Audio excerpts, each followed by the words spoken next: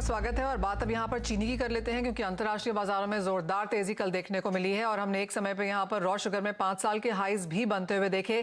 चिंताएं यहाँ पर मौसम को लेकर भारतीय बाजारों से है और इसके अलावा थाईलैंड और ब्राजील में जो मौसम है वहां से भी कंसर्न्स हैं। यूरोप में माना जा रहा है कि इस बार फसल कम है तो वहां पर भी इंपोर्ट के नंबर्स शायद हम बेहतर होता हुआ देखेंगे। हमारे साथ राहिल शेख जुड़े हैं, मैनेजिंग डायरेक्टर मेयर कमोडिटीज के। राहिल नमस्कार। सबसे पहले अंतर्राष्ट्रीय बाजारों की ही हाल जानना चाहेंगे, जो ये तेजी देखने को मिली है कितनी सस्टेनेबल है? नमस्कार मनीषा। कल का जो दिन था थोड़ा इवेंटफुल था। तो थोड़े बहुत ऑप्शन की एक्सपायरीज थी और कुछ टेक्निकल ब्रीच हुए थे बाजार में, जैसे कि 20.48 का पॉइंट था, 20.60 का था। तो ब्रीच के बाद में थोड़ा टेक्निकल था, फिर शाम होते होते थोड़ा फंडामेंटल्स पे आ गए कि भारत से एक अनाउंसमेंट आ गई थी कि हम एडिशनल शुगर एक्सपोर्ट पे देखेंगे जनवरी के महीने में। पाकिस्तान ने 5 लाख टन इन ट्रांचेस अलाउ कर दिया, लाख टन के हिसाब से। तो इफ यू सी के कल शाम को फिर ये थोड़ा सा बाजार 19.95 के लगभग आकर के बंद हुआ, हिटिंग अ हाई ऑफ 2071।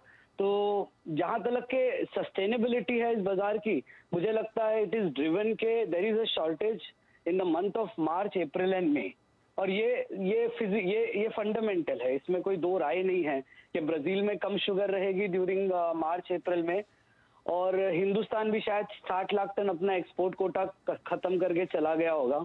और फिर न्यू अनाउंसमेंट का हम अवेट करेंगे सब्जेक्ट टू हमारा प्रोडक्शन। तो हमारा प्रोडक्शन जब तक के 34 मिलियन टन के करीब नहीं पहुंचेगा, आई थिंक तब तक के ये एक क्वेश्चन मार्क ही रहेगा कि हिंदुस्तान कितना एक्सपोर्ट देगा, कब देगा।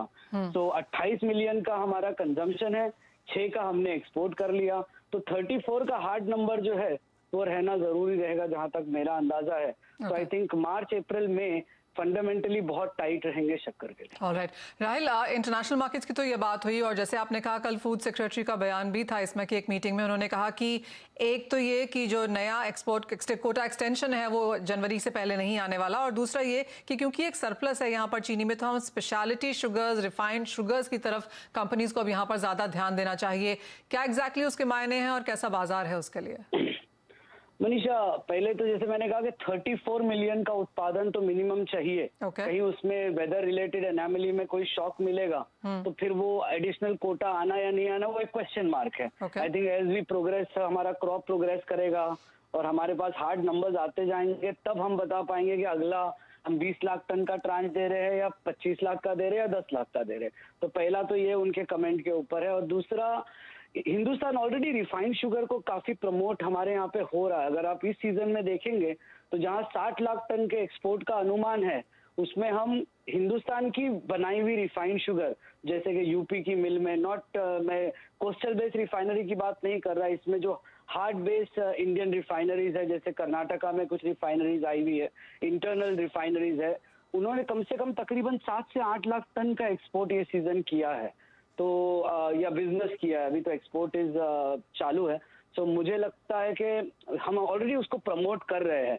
प्रॉब्लम है हमारे डोमेस्टिक मार्केट में उस चीज को उतनी प्रीमियम नहीं मिलती। आज लो क्वालिटी वाइज और रिफाइंड के बीच में उतना प्रीमियम नहीं है कि वो कॉस्ट ऑफ प्रोडक्शन को एब्जॉर्ब कर सके। तो anyway, over a period of time I am sure, I think we will see 4 से 5 मिलियन टन का प्रोडक्शन कैपेबिलिटीज है हमारे पास में रिफाइन का।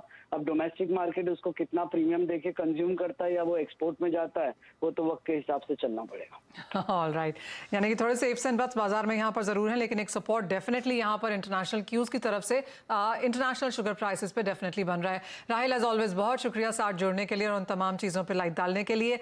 बाकी एग्रो कमोडिटीज़ पर भी एक नज़र डाल लेते हैं। यहाँ पर हमने कॉटन की बात तो की ही, लेकिन अब साथ में गुआर सीड, गुआर गम को आपकी स्क्रीन पर लेके आना चाहेंगे, जहाँ पर उठापटक जारी है। डिप्स पे खरीदारी की राय रवि अभी भी यहाँ पर बनती है? जरूर से खरीदारी वहां पे